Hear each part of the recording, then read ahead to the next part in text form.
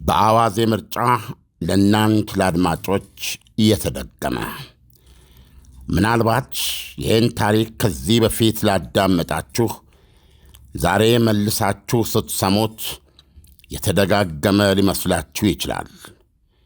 ስለዚህም ድጋሚ ማዳመጡ አላስፈላጊ ያሰልቺ ይሆንባችሁ ይሆናል። ገና አይደለም፣ እንደገና አዳምጡት።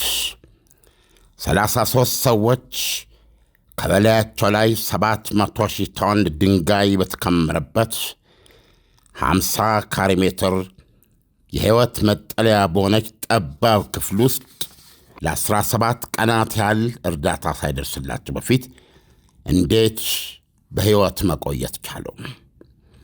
ለዚህ ያበቃቸውና በመካከላቸው የተግባቡበት መርህ፣ አስተምህሮ፣ እምነት፣ ፍልስፍና መሠረቱ ምንድን ነው? ምስጢሩ ምን ነበር? ከ33ቶቹ መዳን ባሻገር እውነቱ ምን ነበር? በዚህ መንፈስ ስትሰሙት ታሪኩን ደጋግማችሁ የሰማችሁ ሁሉ አዲስ ይሆንባችኋል፣ ይገርማችኋል፣ ይመስጣችኋል፣ ያስለቅሳችኋልም። እውነተኛ የወንጌል ሰባኪያን ቢኖሩ ኖሮ የታሪክ በየአብያተ ክርስቲያኑ በየምዕመናን መሰባሰቢያው መድረክ ሁሉ መሰበክ ነበረበት። የካቶሊክ እምነት ተከታዮች ነበሩ። እምነታቸው አዳናቸው። ይገርማል። ሙሉ ታሪኩ እንሆ።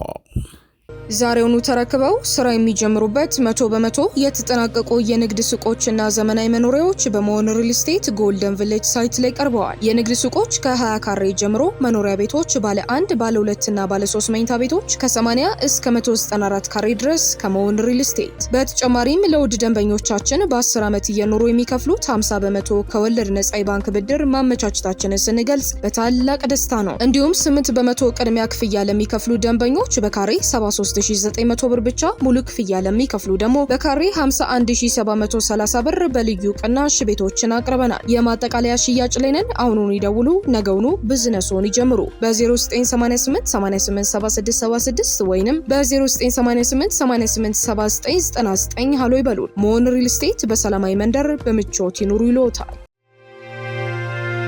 ከመሬት በታች የ135 ፎቅ ህንጻ ያክል ወይም ፊትና ኋላ ተነካክተው የቆሙ 70 አውቶቡሶች ያክል ወይም 700 ሜትር ያክል ጥልቀት ከኔና ከርሶ እግር ስር በታች በጥልቁ የምድር ከርስ ውስጥ ለ69 ቀናት ለ2 ወር ከ9 ቀናት በቁማቸው የተቀበሩ 33 ድንቅ ሰዎች፣ 33 ማዕድን አውጪዎች ከአናታቸው በላይ ያለውን የጥቁር አለታማ ድንጋዮች ጣራ ቦርቡሮ በተከፈተላቸው የ7 ሴንቲሜትር ስፋት ዲያሜትርና የ622 ሜትር እርዝማኔ ባለው የሕይወት መሿለኪያ ጠባብ ቀዳዳ ውስጥ እንደ ልጆች መጫወቻ በከራ ከላይ ወደ ታች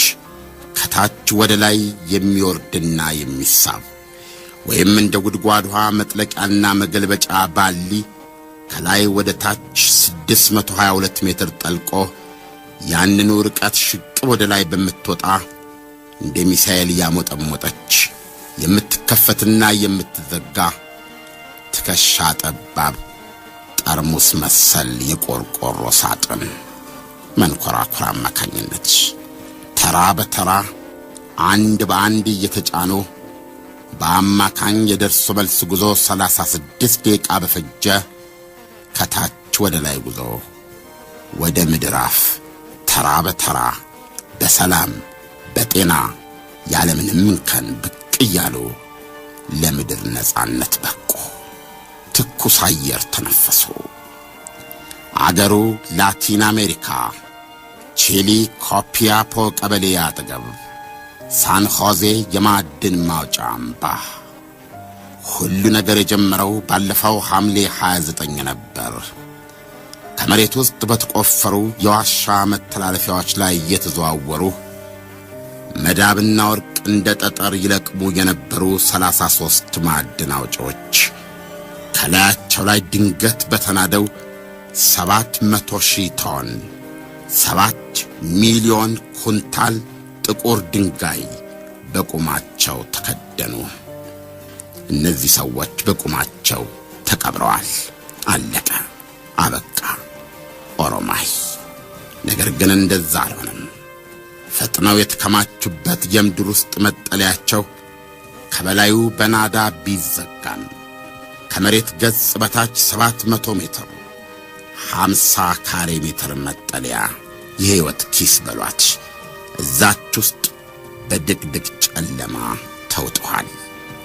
የመጀመሪያው ተአምር የ700,000 ቶን የድንጋይ ናዳ ይችን የአንድ መካከለኛ ቤት ሳሎን የማታክል 50 ካሬ ሜትር መጠለያ እንዴት ሳይደረምሳት ቀረ? እሱ ሲሆን እነዚህ 33 ሰዎች በዚህ ጥልቀት ውስጥ በድንጋይ ናዳ ተቀብረው ሳለ ሲጀመርስ እንዴት ልንተርፍ እንችል ይሆናል ብሎ ለማሰብ ደፈሩ? ሚስጥሩ እዚህ ላይ ነው። 33ቱ የመከራ ጓዶች አንዳቸው ሌላኛውን ለመታደግ፣ አንዳቸው ሌላኛውን ለማትረፍ ለሱ ለመኖር ቆረጡ። ይህም አንዳቸው በሌላኛቸው ላይ እንዲመኩና እንዲተማመኑ አስቻላቸው። ይህም የወንድማማችነት ስሜት ፈጠረ። ሲጀመር የእምነት ሰዎች ነበሩ። ይህም እምነት የሕይወት መጀመሪያ የሆነውን ታላቅ ቃል ተስፋን በዛ ድቅድቅ ጨለማ ውስጥ አበራላቸው። ተስፋም ጽናትን፣ ጽናትም ለመስዋዕትነት አዘጋጃቸው።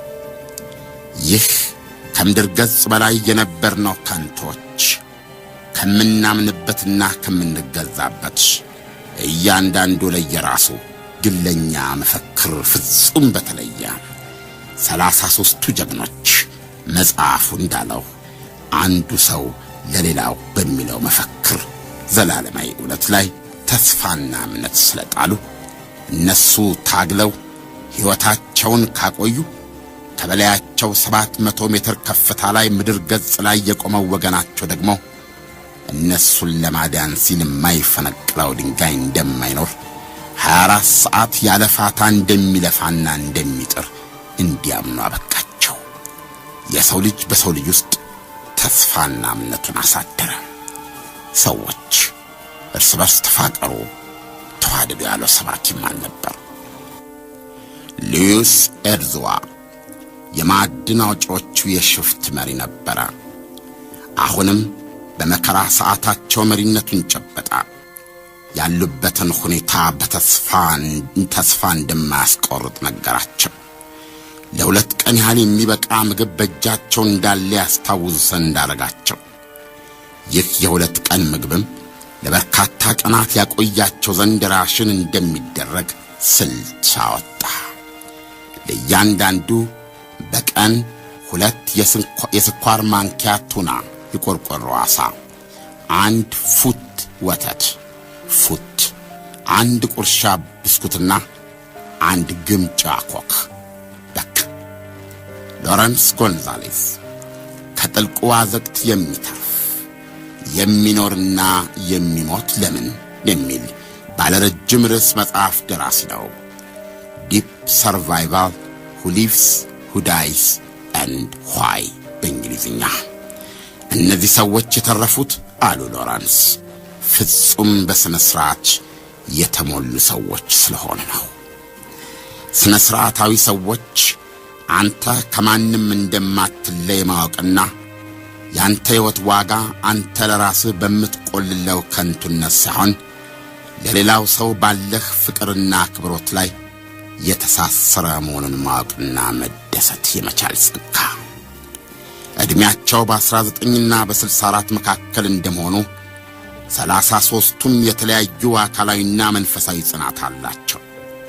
አንዳንዶች ጠንካሮች፣ ሌሎች ልፍስፍሶች፣ ሌሎች በጣም ተስፋ ቆራጮች፣ ሌሎች እምነትና ተስፋቸውን እንደ ብረት የጠነከረ እና 700 ሜትር ከበላያቸው በምድር ገጽ ላይ አምነንና ፈልገን ከምንግባባበት ኤቭሪዋን ፎር ሂምሰልፍ እያንዳንዱ ለየራሱ የዱር ሕግ ተዳድሮ ቢሆን ኖሮ ከበላያቸው ስለነሱ የተጋና ጸንቶ የጣረላቸው የሰው ልጅ አሁን እንዳደረገው ከ17 ቀን በኋላ ቦርቦሮ ሊደርስ በቻለው ሁኔታ የዋሻ ቀዳዳ በኩል መብራትና ካሜራ ልኮ ሲመለከታቸው እጅግ የሚዘገኑና ሰው መሆናችንን እንድናፍርበት የሚያደርጉ ጭራቃዊ ክስተቶች ባየን ነበረ። ራስን አውጣ የሚለው የኃያልነት መፈክር አንጋቢዎች ያለውን ሁሉ ተሻምተው በልተው የመከራ ጓዶቻቸውን በጭራቃዊ ደመነፍስ በቁማቸው ዘርጥጠው ተመግበው ያችን ሕይወታቸውን ያቆየች 50 ካሬ ሜትር ጻድቅ መጠለያ የጅብ ጎሬ ባስመሰሏትና ጥርሳቸው ውስጥ በተሰገሰገ የሰው ልጆች ሥጋና ከንፈርና መላሳቸው ላይ በተደፈደፈ የሰው ደም ምንኛ ባጸየፉን፣ ባንገሸገሹን፣ ባቅለሸለሹን ነበረ። የሆሊውድን ልቦለድ 1000 እጥፍ የሚበልጥ የእውነት ሆረር ፊልም በሆን ነበረ። እኒህ ማዕድን ሠራተኞች ግን ፍጹም የተለዩ ነበሩ። ስነ ሥርዓት የገዛቸው የሞት ፍጥጫ እንኳ የሰው ልጅ ክብራቸውን ሊገፋቸው ያልደፈረ የመንፈሳዊ ትልቅነታችን ምሳሌና ማሳያ ሆኑ። አንዱ ከራሱ ይልቅ ለሌላው ኖረ። አንዱ ለሌላው ሲቆም የሌላው ጥንካሬ የደካማው ተገን፣ የአንዱ ፍርሃትና መረበሽ የሌሎች አረጋጊ ፍቅርና እንክብካቤን ቀሰቀሰ። በ33ቱ መካከል የሰው ልጅ ተፈጥሯዊ ደካማነትና ከንቱነት ከሰመ። በ33ቱ የ69 ቀናት የከርሰ ምድር ቆይታዎች የቡድኑ ቃል አቀባይ የነበረው ማሪዮ ሴፑልቪዳ ከማጡ ወጥቶ የዝችን ምድር በነጻ የተቻረ ንጹሕ አየር ማግ ካደረገና የሌሊቱን ሰማይ ያንቆጠቆጡትን ከዋክብት መልከት ካደረገ በኋላ በጣም እድለኛ ነበርኩ፣ በዳቢሎስ እጅ ነበርኩ፣ እግዚአብሔርን መርጬ እጄን ወደሱ ዘረጋሁለት፣ ስቦ አወጣኝ። በእርግጥም 33ቱ በእምነታቸው ላይ ጸንተው ተስፋቸውን አጠንክረው ለመሥዋዕትነት ዝግጁ ለመሆን በወሰኑበት አፍታ ዳቢሎስ ያለ ጥርጥር ተሸንፏል። 33ቱ ድንቅ ሰዎች፣ 33ቱ ማዕድን አውጪዎች 50 ካሬ ሜትር ጠባብ ዋሻ ውስጥ በ700,000 ቶን የድንጋይ ናዳ ተቀብረው ራሳቸውን ለበርካታ ቀናት በሕይወት ለማቆየት ሥርዓት ሲዘረጉ ከበላያቸው የምድር ገጽ ላይ ትኩስ አየር የሚተነፍሱ የሚገኙ ባልደረቦቻቸው፣ የሲቪልና ወታደራዊ ኢንጂነሮች፣ የሀገሪቱ ባለስልጣናት፣ የዓለም የቴክኖሎጂ ባለቤትና ባለስልጣኖች፣ የማዕድን አውጪዎቹ ዘመድ አዝማዶች እና ከአፍሪካ በስተቀር ይህንን በሐዘንና ግራ በመጋባት ስሜት ደግመዋለሁ፣ ከአፍሪካ በስተቀር የመላው ዓለም የላቲን፣ የሰሜን አሜሪካ፣ የአውሮፓ፣ የኤሽያና የመካከለኛው ምስራቅ መገናኛ ብዙሃን፣ የቲቪ፣ የሬዲዮ፣ የጋዜጣ ጋዜጠኞች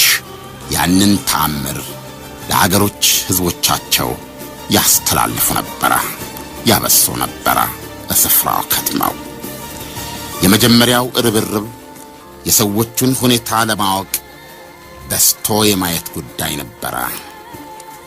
ከ17 ቀን ትግል በኋላ በ17ኛው ቀን የ33ቱ ማዕድን አውጪዎች የድንጋይ ጣራ ተቀዶ እነሱና ዓለም ተያዩ።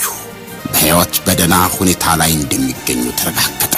በቀዳዳው በኩል በጥልቁ በተላከላቸው በዘንግ ላይ በተላከላቸው ካሜራ አማካኝነት ብርሃን አማካኝነት ማዕድን አውጪዎቹ ወደ እነሱ ቁልቁል በተላከ ካሜራ ፊት በቀይ የተጻፈች ወረቀት ዘረጉ። 33ታችንም በሕይወት አለን፣ ደህና ነን አሉና በሰሩ። መላ ቺሊና መላው ዓለም አፍሪካም ምንም እንኳን በሰማይ አባል በለው ቢሆንም እድሜ ለቢቢሲ ይሄን ዜና ሰማች፣ ሐሴት አደረገች። ወዲያው በተበሳው ቀዳዳ በኩል በገዛ ቀጭን የብረት ቱቦ አማካኝነት የላስቲክ ውሃ፣ የተመጠነ ካሎሪን፣ ቫይታሚንና መብራት ተላከላቸው። አብረውም የዘመድ አዝማድ፣ የፍቅረኞች፣ የልጅ፣ የአባት፣ የእህት፣ የወንድም፣ ያጎት፣ የባልደረባ፣ የፍቅር፣ የምኞት፣ የጸሎት ደብዳቤ ወረደላቸው። በተዘረጋላቸው የቪዲዮ ግንኙነት አማካኝነትም ስለ ጤናቸው ሁኔታ እየጠየቁ አካላዊና ስነ አእምሮአዊ እርዳታ የሚሰጡ ሐኪሞች ተመደቡላቸው።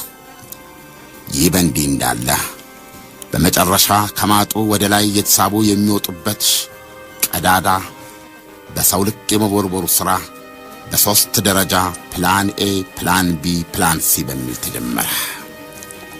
ማዕድን አውጪዎቹ ምግብና ውሃ ቢያስፈልጋቸውም የሰውነታቸው ውፍረት ግን በኋላ ላይ ለማውጫነት ከምትላክላቸው ፌኒክስ የምትባል መንኮራኩር መሰል ወይም ቀጭን በአንድ መካከለኛ ሰው ቁመና መጠን ተመጠና የተሰራች የምትመስል የአንድ ሰው ልክ ሊፍት ውስጥ ገብተው በቀጣዩ በቀበቶ ከታሰሩ በኋላ በር ሊዘጋባቸው የሚያስችል ቁመና ሊኖራቸው ስለሚገባ ምግባቸው በቀን ከ2000 ካሎሪ እንዳይበልጥ ከፍተኛ ጥንቃቄ ይደረግ ነበር። ምግቡም ከናሳ የተበረከተና የጠፈርተኞች ወደ ህዋ ይዘውት የሚተኮሱበት አይነት ስንቅ ነበር። ይቺ የሰው ልክ ሊፍት ንድፍም የተበረከተችው ከአሜሪካ የህዋ ምርምር ድርጅት ከናሳ ሲሆን በቺሊ ሰንደቅ ዓላማ መልክ አምርቶ ያወጣች የቺሊ ባህር ኃይል ነበር። ይቺ 53 ሴንቲሜትር ስፋት ያላት መንኮራኩር በውስጧ የኦክሲጅን መተንፈሻ ጭንብል፣ የልብ ምት መቆጣጠሪያ ወይም መከታተያና ቪዲዮ ካሜራዎች ተገጥመውላታል። መንኮራኩሯ ከመሬት በላይ ግራና ቀኝ በረጅሙ በተተከሉ ዘንጎችና ባላዎች ላይ በተዘረጉ ካቦች የሚዘረጋና የሚፈታት ፑሊ፣ ይህንን የሚያንቀሳቅስ በባትሪ የሚሰራ ጄኔሬተር ተዘረጋ። የ53 ሴንቲሜትር ስፋት ያላት መንኮራኩር ፌኒክስ ነው የሚሏት በፑሊው ዘርጊነትና ሳቢነት የምትገባና የምትወጣበት ቀዳዳ 70 ሴንቲሜትር ስፋት ሲኖረው የደርሶ መልስ ጉዞ በአማካኝ በነፍስ ወከፍ 36 ደቂቃ ይፈጅ ነበር። በጠቅላላው የፈጀው 22 ሰዓታት ነበር። በዚች ፌኒክስ የተባለች የቺሊ ባህላዊ ስሪት መንኮራኩር መጀመሪያ የተሳፈረው የነፍስ አድን ሰራተኛ ማኑኤል ጎንዛሌዝ ነበር። መጨረሻ ላይ ተመልሶ የወጣውም እሱ ነበር። ጎንዛሌዝ ከ6 የነፍስ አድን ሰራተኞች አንዱ ነው። የነፍስ አድን ሰራተኞቹ ውስጥ ገብተው እያንዳንዱን ማዕድን አውጪ የመጫን መነጽሩን ሁሉን ነገር የማስተካከል ኃላፊነት ነበረባቸው። ለታመመ ለተጎዳ እዛው እርዳታ የሚሰጡ ሜዲኮችም ናቸው። ከ6ቱ መካከል የነፍስ አድኑ ሥራ የተጀመረው ባለፈው ሮብ ሌሊት በቺሊ ሰዓት አቆጣጠር ከሌሊቱ 6 ሰዓት ከ18 ደቂቃ ላይ ነበር። ወደ ታች ወደ ማጡ ሰርገው ያንዳንዱን ማዕድን ሰራተኛ ቆቡን፣ መነጽሩን፣ ሁሉን ነገር አስተካክለው የመጫኑ ኃላፊነት የነበረባቸው 6 ነፍስ አድኖች ነበሩ ብለናል። ቀዳሚው ጎንዛሌዝ የመጀመሪያ ተጓዥ ሆኖ በሴኮንድ 1 ሜትር ዝቅ በምትለዋ ፌኒክስ ቁልቁል መውረድ ጀመረ። ከ18 ደቂቃ በኋላ በ69 ቀናት ውስጥ ከምድር በላይ ከሚኖር ሰው ጋር በአካል ተነካክተውም ሆነ በቀጥታ ተነጋግረው የማያውቁት 33ቱ መከረኞች በሆታ ተቀበለች። የተአምር ሲከናወን ባለፉት 69 ቀናት ሁሉ አመራራቸው፣ አጽናኝ ቃላቸውና ጉብኝታቸው ያልተቋረጠው የሀገሪቱ ፕሬዝዳንት ሴባስቲያን ፒኔራ ሮብና ሐሙስን ቤተ መንግሥታቸውን ትተው ማዕድን ማውጫው ስፍራ ከትመው ነበረ። የድፍን ዓለም ዓይንም አብሯቸው ነበረ። እያንዳንዱን ማዕድን አውጪ አቅፈዋል፣ ስመዋል፣ አበረታተዋል። የማዕድን ቆፋሪ ቆብ አድርገው ከማዕድን ሠራተኞች ጋር ተቀላቅለው የሀገሪቱን ብሔራዊ መዝሙር አብረው ሲዘምሩ ማየት ልብ ይነካል። አደጋው ከደረሰም ሐምሌ 29 ጀምሮ 24 ሰዓት ያለፋታ በሚሰራበት በዚህ ታምር አምባ እስከ ወዲያኛው የሚዘከር የክፍለ ዘመኑ ትንግርት በሆነ ሰብአዊ ርብርብ የተጉትን አሁን በመጨረሻው ሰዓትም እያበረታቱ ፕሬዝደንቱ ከወዲያ ወዲህ የተንጎራደዱ እየመከሩና ሐሳብ እየተቀበሉ እያካፈሉ እግረ መንገዳቸውን ደግሞ በሞባይል ስልካቸው ከዓለም መሪዎች የሚደውልላቸውን ጥሪ ያስተናግዱ ነበር። የአስደናቂ ተግባራቸው በሕዝባቸው ዘንድ ያላቸውን ተቀባይነት ጣራ ያስነካ ከመሆኑም በላይ በአሁኑ ሰዓት በምድረ ቺሊ እንደ ፕሬዝደንት ሴባስቲያን ፒኔራ ተወዳጅና ሱፐርስታር የለም ሲሉ መገናኛ ብዙሃን ዘግበዋል። ከቦታው ንቅንቅ ሳይሉ ባለቤታቸውን ጨምሮ ያንዳንዱን ማዕድን አውጪ ያቀፉ ካስተናገዱ በኋላ ለጤንነት ምርመራ 2 ፎቆች ለነሱ ብቻ አዘጋጅተው ወደሚጠብቃቸው ሆስፒታል 40 ኪሎ ሜትር አብረው ተጉዘው አልተለዩአቸውም ነበር። ታጥበውና ተጸዳድተው ማዕድን አውጪዎቹ ከፕሬዝደንቱ ጋር ተቀላቅለው በሆታና በቀልድ ነበር የሚያወሩት። ከእንግዲህ ቺሊ እንደ ድሮ አይደለችም፣ ቺሊ ተቀይራለች አሉ ፕሬዝደንቱ። በስሜት የተሞላ በደስታ የተጥለቀለቀ ፍጹም የማንረሳው ቀን ሆኗል።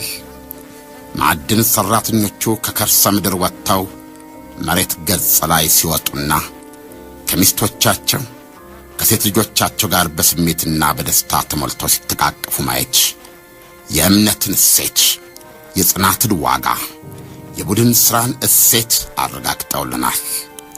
የማዕድን ሰራተኞቹ የመተማመን የእምነትና ለሕይወት የመታገልን ምሳሌነት ሰጥተውናል፣ በድንቅ ሁኔታ አሳይተውናል።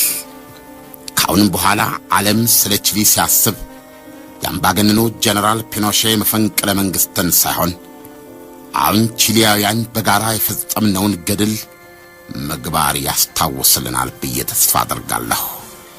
ምክንያቱም በዚህ ነፍስ አድን ጥረት ሁሉም ቺሊያውያን በጽናት ተባብረዋል።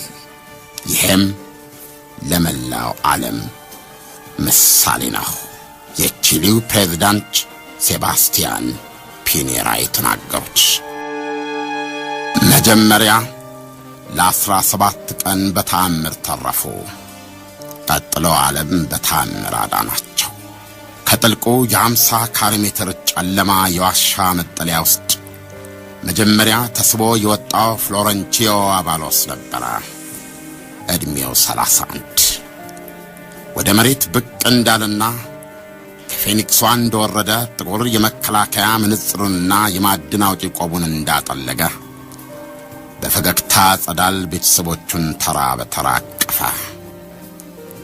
ከውስጥ ማዕድን አውጪዎችን እየቀረጸ ፊልም ይልክ የነበረ ነው። እሱን ተከትሎ በአካላዊ ጥንካሬ የተነሳ በሁለተኛ ደረጃ እንዲወጣ የተደረገው ወንድሙ ሬናን አባሎስ ነበረ። ሦስተኛው 33ቱ ማዕድን አውጪዎች እዛ ዋሻ ውስጥ እንዳሉ ስለ አኗኗራቸው በሽፍት ተከናውነው ስለሚያከናውኑት የዕለት ሥራ በዋነኛነት ሁሉንም እየቀረጸ እየዘገበ ፊልም፣ ዶክመንታሪ የመሳሰለውን የታሪክ ሲያስቀርጻቸው የነበረው ማሪዮ ሴፑልቬዳ ነበረ። በጣም ፍልቅልቅ ሰብዕና የነበረው ሰው ነው። ቺሊ የወደፊት ሥራህ የቴሌቪዥን ፐርሶናሊቲ መሆን ነው ብትለውም እሱ ግን ስወለድም ስሞትም ማዕድን አውጪ ነኝ ያለው። ልክ ወደ መሬት ገጽ እንደወጣም የቺሊን ባንዲራ ይዞ ቺሊ ቺሊ ቺሊ እያለ ጮኸ። ሁሉም አብረውት ሆ አሉ። ከ33ቱ ማዕድን አውጪዎች መካከል አንዱ ቦሊቪያዊ ነበረ። ካርሎስ ማማኒ ይባላል። ብቸኛ ነው በዜግነቱ። ውስጥ ግን ለአንድ ሰኮንድ እንኳን እንዲሰማው አላደረጉትም። ተራው ደርሶ ሲወጣ ከላይ የተቀበሉት በፍጹም ሊያምነው አይችልም። የቺሊው ፕሬዝዳንት ሴባስቲያን ፒኔራ ብቻ አልነበሩም። ስለሱ ክብር አውሮፕላናቸውን አስነስተው የመጡት የሀገሩ ርዕሰ ብሔር ኢቮ ሞራሌስም ነበሩ። አገር ስትገባ አዲስ የራስ ቤት ይኖርሃል። ሌላ ስራና በርካታ ማህበራዊ ጥቅማጥቅሞች ይጠብቀዋል አሉት። እሱም ደረታቸው ላይ ጥፍ ብሎ ትኩስ አየር መተንፈስና ከዋክብትን ማየት እንዴት ደስ ይላል ክቡር ፕሬዝዳንት አላቸው። ደግሞ አቀፉት። ክላውዲዮ ዮኔዝ ከፌኒክሱ እንደወረደ ተንገብግቦ የጎረሰው የፍቅረኛው ከንፈር ነበረ። ለድፍን 1 ደቂቃ የዓለም ካሜራ ፊት እነዚህ የፍቅር ርግቦች አልተላቀቁም። የክላውዲዮ ሚስት ክሪስቲና ኑኔዝ የ26 ዓመታት የትዳር አጋሩ ብቻ ሳትሆን የ2 የሚያማምሩ ሴት ልጆች አባትም ያደረገችው ናት። የ34 ዓመቱ ጎልማሳ ክላውዲዮ ወደ ከርሰ ምድሩ ባካችሁ ሲጋራ የሚላክልን ብሎ ይጨቀጭቅ የነበረና በሱ የተነሳ ሁሉም በየቀኑ ጥቂት ሲጋራዎች እንዲላክላቸው ምክንያት የሆነ ነው። ማሪዮ ጎሜዝ ከ33ቱ መካከል አዛውንቱ ማዕድን አውጪ ነው። 64 ዓመቱ።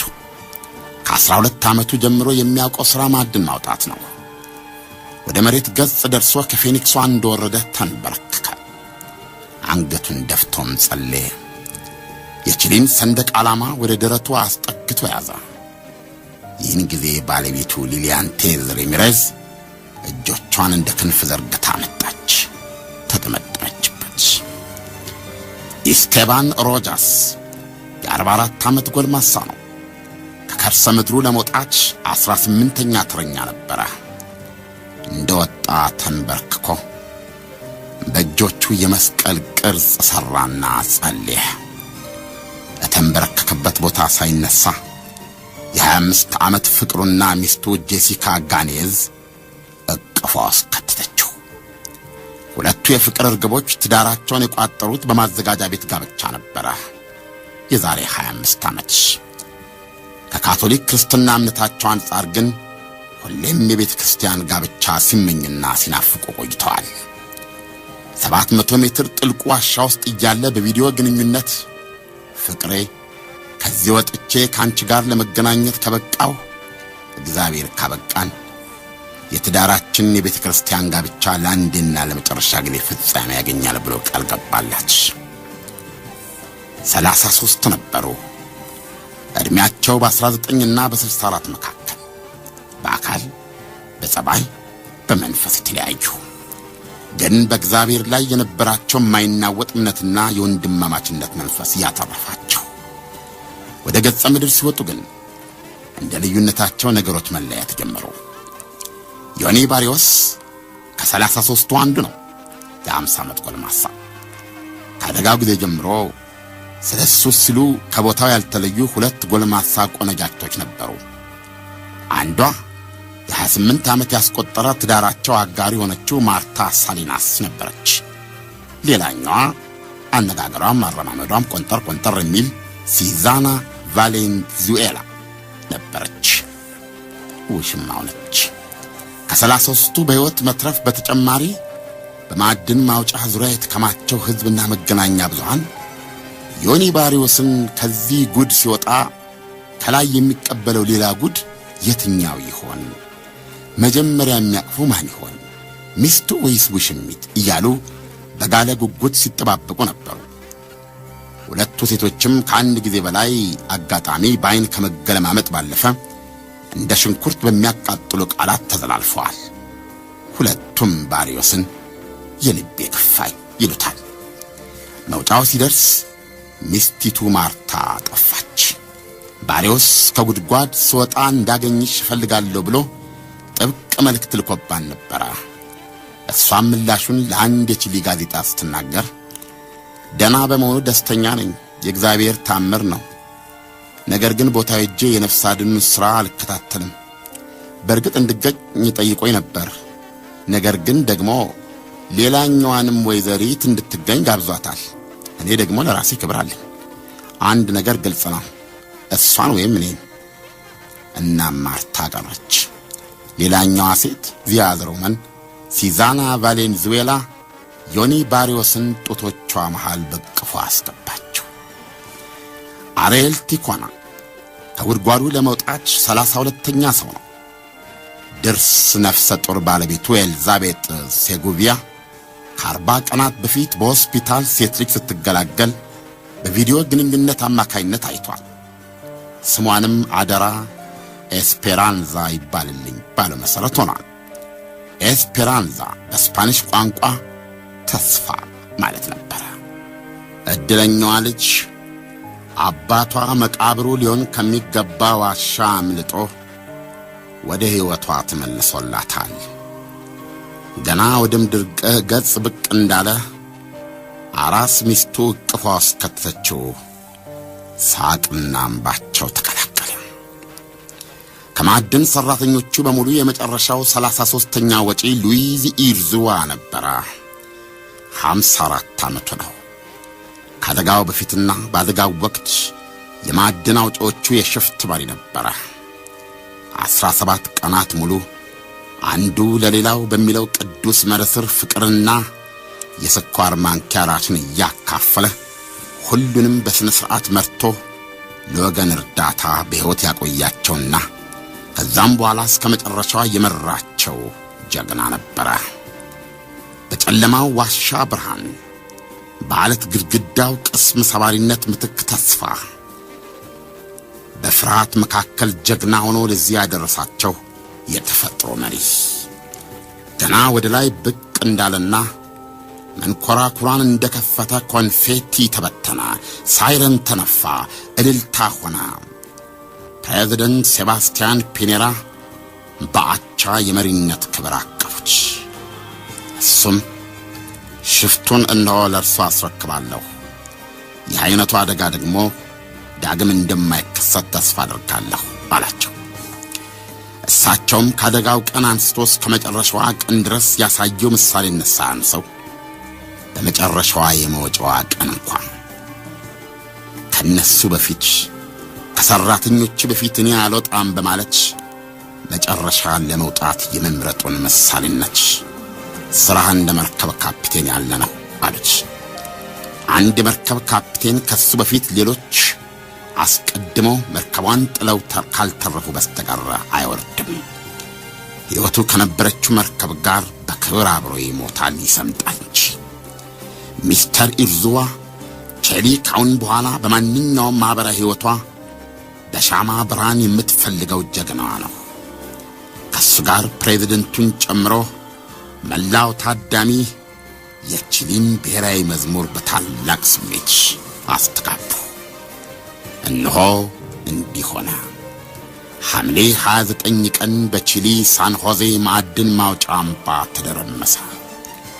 33 ማዕድን አውጪዎች ከመሬት በታች 700 ሜትር ጥልቀት ውስጥ የሚገኝ 50 ካሬ ሜትር ዋሻ ውስጥ በቁማቸው ተቀበሩ። 17 ቀናት ሙሉ በሁለት የስኳር ማንኪያ አሳና አንድ ጉንጭ ወተት ፉት እያሉ በእምነትና በተስፋ የሰው ልጅን ክብር ጠብቀው ቆዩ። በ17ኛው ቀን ወገን ቀዳዳ ቦርቡሮ አያቸው፣ ታደጋቸው። ከ69 ቀናት በኋላ አንዳንድ እያሉ ለነጻነት በቁ። ምድር ከማህፀኗ 33 የእምነትና የተስፋ ልጆቿን ተራ በተራ ወለደች። ዓለምም በሆታ በድልታ በጭብጨባ በማቀፍና በፍቅር ተቀበላቸው። የነፍስ አድን ሥራ ከመጀመሩ በፊት የሮማው ርዕሰ ሊቃነ ጳጳስ ቤኔዲክት 16ኛው በስፓኒሽ ቋንቋ እንዲህ ብለው ነበረ። የዚህ ነፍስ አድን መጨረሻውም ያማረ እንዲሆን እምነታችን የእግዚአብሔር ቸርነት ላይ ጥለን ተስፋ ማድረጋችንን እንቀጥላለን ብለው ነበረ። 33ቱ የእግዚአብሔር ቸርነት ከጅምሩ እስከ መጨረሻው ሳይለያቸው ተርፈው ከቤተሰቦቻቸው ጋር ተቀላቀሉ። እነሆ በሳን ሆዜ የማዕድን አምባ መጀመሪያ ታምራዊ መትረፍ፣ ከዛም ታምራዊ መዳን፣ የክፍለ ዘመኑ ታላቅ ብስራት ብሎታል መገናኛ ብዙሃን። ቢቢሲ ትልቅ ባለውለታ ሆኗል። ጣቢያውን 24 ሰዓት ከፍቶ ይህን ዜና በመዘገብ በሰዎች መካከል ከጦርነት፣ ከልቂት፣ ከአደጋ፣ ከብሶትና ከህመምና ከስቃይ በተለየ ሰው ለሰው ምን ያህል መቆምና ሰው ለሰው ምን ያህል መድኃኒቱ እንደሆነ፣ ሰው ለምድር፣ ምድር ለሰው ምን ያህል የተሳሰሩ እንደሆነ በሚያበስር መልኩ ሰርቷል። ቢቢሲም ይህ ፕሮግራም ያደንቃል። ይህ አዋዜ ልዩ ነው። ላይክ፣ ሼር፣ ሰብስክራይብ ያድርጉ። ዛሬውኑ ተረክበው ስራ የሚጀምሩበት 100% የተጠናቀቁ የንግድ ሱቆችና ዘመናዊ መኖሪያዎች በመሆን ሪል ስቴት ጎልደን ቪሌጅ ሳይት ላይ ቀርበዋል። የንግድ ሱቆች ከ20 ካሬ ጀምሮ፣ መኖሪያ ቤቶች ባለ 1፣ ባለ 2 እና ባለ 3 መኝታ ቤቶች ከ80 እስከ 194 ካሬ ድረስ ከመሆን ሪል ስቴት። በተጨማሪም ለውድ ደንበኞቻችን በ10 ዓመት እየኖሩ የሚከፍሉት 50% ከወለድ ነጻ የባንክ ብድር ማመቻቸታችንን ስንገልጽ በታላቅ ደስታ ነው። እንዲሁም 8% ቅድሚያ ክፍያ ለሚከፍሉ ደንበኞች በካሬ 73900 ብር ብቻ፣ ሙሉ ክፍያ ለሚከፍሉ ደግሞ በካሬ 51730 ብር በልዩ ቅናሽ ቤቶችን አቅርበናል። የማጠቃለያ ሽያጭ ላይ ነን። አሁኑን ይደውሉ፣ ነገውኑ ቢዝነስዎን ይጀምሩ። በ0988 887676 ወይንም በ0988 887999 ሃሎ ይበሉን። መሆን ሪል ስቴት በሰላማዊ መንደር በምቾት ይኑሩ ይሎታል።